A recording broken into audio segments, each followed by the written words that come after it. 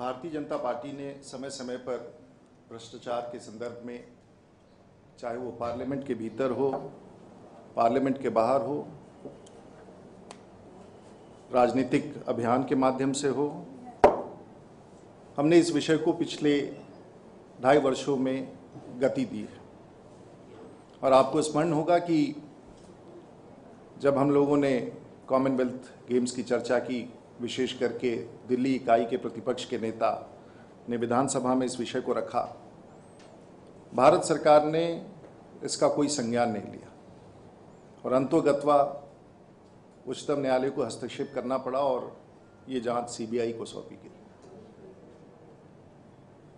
इसी प्रकार से 2G स्कैम में, जहां 1,76,000 करोड़ के घोटाले का आरोप था, हमने इस विषय को 2008 में भी पार्लियामेंट में उठाया, लोकसभा और राज्यसभा में इस विषय को उठाया गया।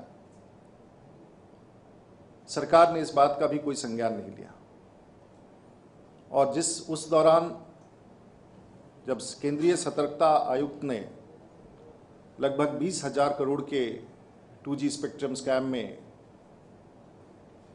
घोटाले की बात कही थी और उसे सीबीआई को सौंपा था, सीबीआई ने उस दौरान जो प्राथमिकी दर्ज की, वो प्राथमिकी अननोन इंडिविजुअल्स के खिलाफ था, मिनिस्ट्री ऑफ टेलीकॉम। और वही विषय जब 1,76,000 करोड़ की चर्चा की गई, जब सीएजी का रिपोर्ट आया, भारतीय जनता पार्टी के विषयों का संज्ञान नहीं लिया गया और उसी विषय को उच्चतम न्यायालय ने सीबीआई को सौंपा। और आज हम उस विभाग के एक मंत्री को, भारतीय जनता पार्टी और पूरे प्रतिपक्ष की भूमिका रही कि उस विभाग का मंत्री जेल गया। इसी तरह से सीवीसी की नियुक्ति में भारतीय जनता पार्टी के प्रतिपक्ष के नेता ने इस विषय को उठाया था और केंद्रीय सतर्कता आयुक्त की नियुक्ति पर अपनी आपत्ति जाहिर की थी। सरकार ने उसका भी संज्ञान नहीं लिया और अंत में उच्चतम न्यायालय को हस्तक्षेप करके उनकी नियुक्ति खारिज करनी पड़ी। हम ये स्पष्ट रूप से कहना चाहेंगे कि भारतीय जनता पार्टी राष्ट्रीय प्रतिपक्ष की हैसियत से निरंतर इन विषयों को उठाती रही। And today corruption is Congress centric. This has been proven beyond doubt. And we have given ample reasons. History and time is a proof for that. And the recent wave of anger against corruption is primarily Congress centric. If someone wants to deny it, it's obvious. There is a growing restlessness and insecurity in the Congress party today. And even the draft bill which is being proposed is being subject to a lot of tremors. And the Bharatiya Janata Party is more concerned that we want to see this draft bill. But there are indications, ऐसे संकेत मिल रहे हैं कि जो लोग सबसे ज्यादा इस भ्रष्टाचार के आरोप से प्रभावित हैं, उनके नेता इन विषयों पर, और खास करके वैसे लोग जो इस ड्राफ्टिंग कमेटी के सदस्य हैं, उनके तरफ से बयान आ रहे हैं। मैं ये नहीं कहना चाहूँगा कि इनके खिलाफ ये अभियान चलाया जा रहा है, लेकिन निश्चित तौर से कांग्रेस के महामंत्री श्री दिग्विजय सिंह ने जिस प्रकार से बयान दिया है और उनसे जो सवाल पूछे गए हैं, हम चाहेंगे कि इस विषय पर श्रीमती सोनिया जी, यूपीए की चेयरपर्सन, निश्चित रूप से देश के लोगों को बताएं कि भ्रष्टाचार विरोधी अभियान को उससे बाधित करने के लिए क्या कांग्रेस पार्टी के नेताओं को कोई ऐसे निर्देश दिए गए हैं क्या, क्योंकि देश के लोग निश्चित तौर से इस पूरे विवाद को एक बड़ी साजिश दिख रही है कि इस पूरे अभियान को जो भ्रष्टाचार के खिलाफ है उसे कमजोर किया जाए, ये स्पष्ट है। और हमने कांग्रेस के दूसरे महासचिव श्री राहुल जी के भी बयान को भी देखा है, जिसमें उन्होंने जो टिप्पणी की जस्टिस आयर के अवकाश प्राप्त उच्चतम न्यायालय के न्यायाधीश के उस वक्तव्य का उन्होंने बयान पर जिक्र किया कि we are fighting a rotten system, I am trying to fight out the rotten system. The Bharatiya Janata Party would like to ask Mr. Rahul Gandhi Is it a categorical indictment of the Prime Minister? Or is it a categorical indictment of the UPA government? Or is it a categorical indictment of the 50 years rule of the Congress party? The Bharatiya Janata Party would certainly like to know about it.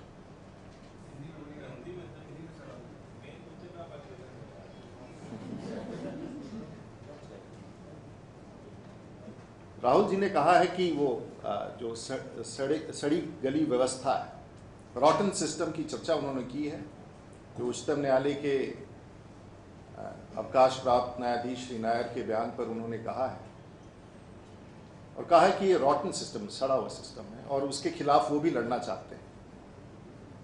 तो हम श्री जो कांग्रेस के महासचिव हैं श्री राहुल जी से जानना चाहेंगे कि क्या उनका बयान देश के प्रधानमंत्री मनमोहन सिंह के अव्यवस्था और भ्रष्टाचार के खिलाफ ये अभियोग है, या फिर यूपीए के सरकार के खिलाफ उनका ये अभियोग है। क्या उनका बयान कि ये सड़े गले व्यवस्था के खिलाफ वो लड़ रहे हैं, क्या उनका बयान पिछले 53 वर्ष में 63 वर्षों में 53 वर्ष जो कांग्रेस का इस देश में शासन रहा है उसके खिलाफ है? स्वाभाविक तौर से भारतीय जनता पार्टी राहुल जी से उनके इस बयान का, उनके इस टिप्पणी पर उनकी प्रतिक्रिया चाहेगी।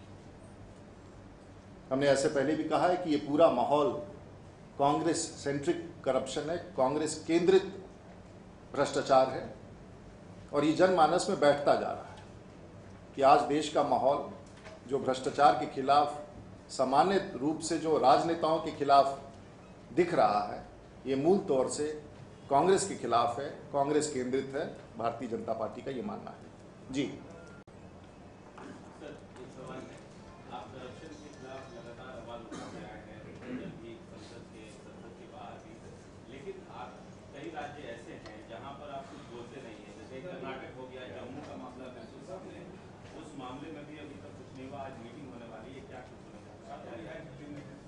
निश्चित रूप से उस राज्य के जो जिन विधायकों की चर्चा कर रहे हैं और जिस विषय की आप चर्चा कर रहे हैं उनकी बैठक प्रदेश के अधिकारियों के साथ और केंद्र के कुछ अधिकारियों के साथ होगी। जो भी विवरण होगा उस संदर्भ में आपको जानकारी दे दी जाएगी।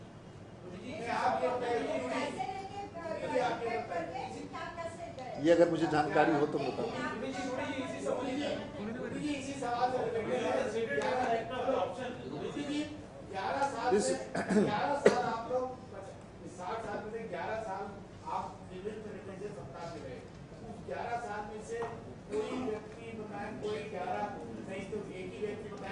ऐसा है ना कि इस 11 साल का सवाल, ये फजल साहब 11 साल का सवाल वो 28 अकबर रोड से प्राप्त है।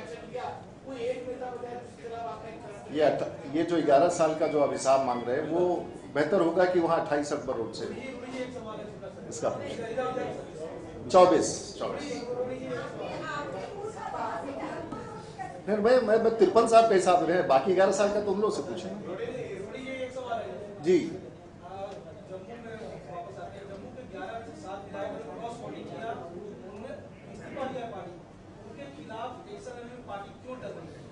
देखिए, इस पूरे विषय पर इस्तीफा ले लिया गया है।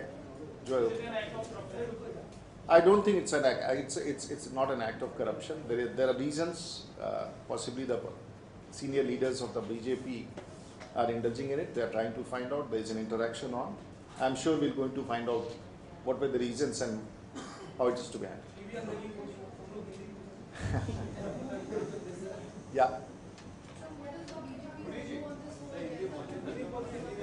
देखिए, जैतापुर के सवाल पर देखिए, विशेष करके फुकुशिमा की घटना, सुनामी के उस पूरे घटना के बाद जापान में जिस प्रकार से, क्योंकि दुनिया के कई एक देशों में से जापान है जहां बड़े स्तर पर अणु ऊर्जा का उपयोग किया जा रहा है विद्युत उत्पादन के लिए।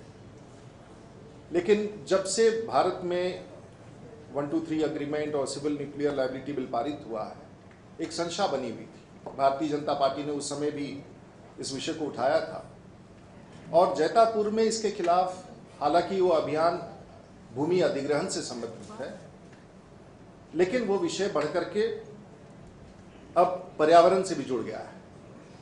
और एक समाज के लोग हैं जो भूमि अधिग्रहण के खिलाफ हैं, दूसरे ऐसे भी लोग हैं जो उसके परमाणु ऊर्जा के उस स्रोत के विरोध में हैं। और ये दोनों, खास करके जापान की घटना के बाद, ये दोनों विषय प्रासंगिक हो चुका है। कल की हिंसा की पूरी चर्चा हमने सुनी है, आज भी हिंसा का वातावरण है, आज भी रत्नागिरी में तनाव है, ये चिंता का विषय है।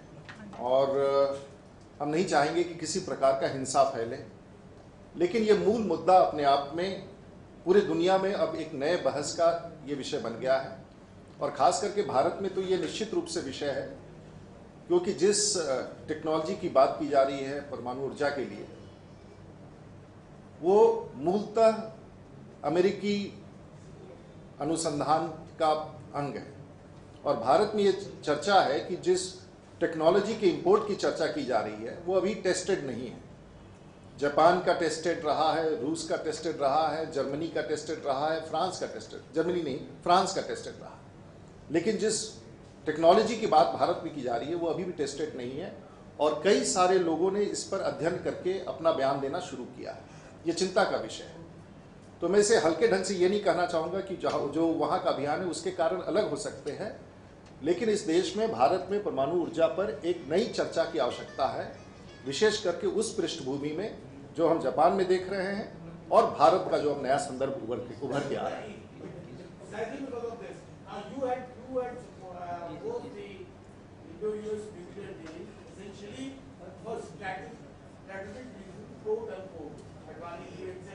Yes, yes. But now, after this, has the party changed its line? No, no. I'll again like to clarify. No. You see, there is a growing debate. There is a growing. I can again assure you that we have. This is a impromptu. No, sir. No, sir. I'm just reacting to her question and the general thought process behind it.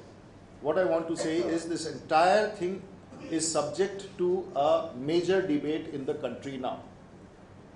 It is being subjected to a major debate in reference to Jatapur. And I think there would be a situation, I won't say as a spokesperson that there has been a review, but we have expressed concerns about the ecological issues, about land issues, and technology transfer has been raised earlier by the Bharatiya Janata Party.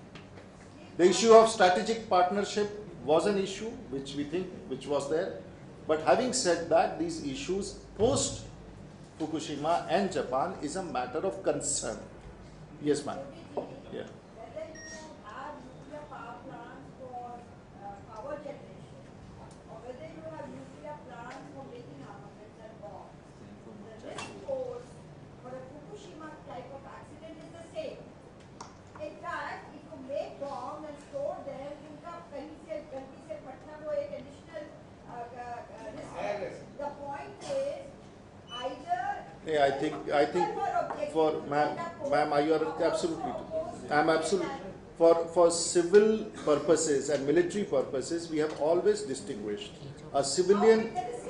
Ma'am, just a second, ma'am. The civilian use of a nuclear fuel is a perpetual use in a plant. It's not a standby use. It's a perpetual use in a plant. It's rich uranium is used perpetually for generation.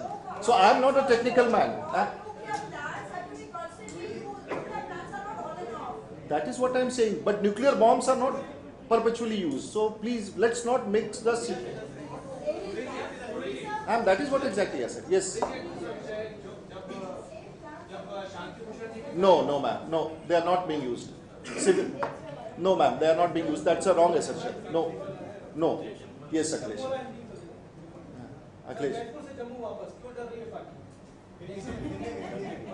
नहीं, इसमें Bharatiya Janata party ने जिन विधायकों ने जो कदम उठाया है उसके खिलाफ इस्तीफा स्वीकार कर लिया है।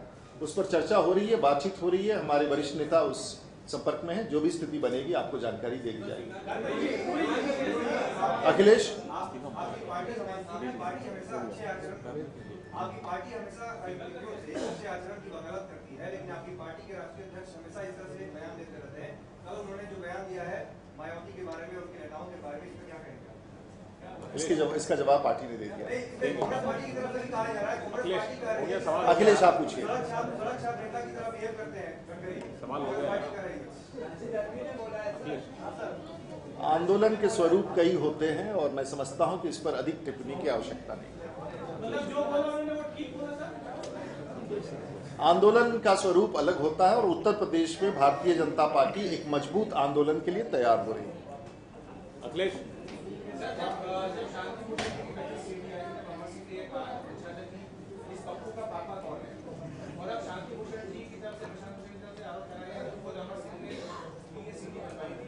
भाई क्षमा कीजिए, मुझे ना अमर सिंह जी के बारे में कहना है कुछ, ना उस प्रक्रिया के बारे में कहना है। मुझे लगता है कि पूरा वहाँ का अमर सिंह जी का सॉफ्टवेयर हार्डवेयर दोनों गड़बड़ हो चुका है।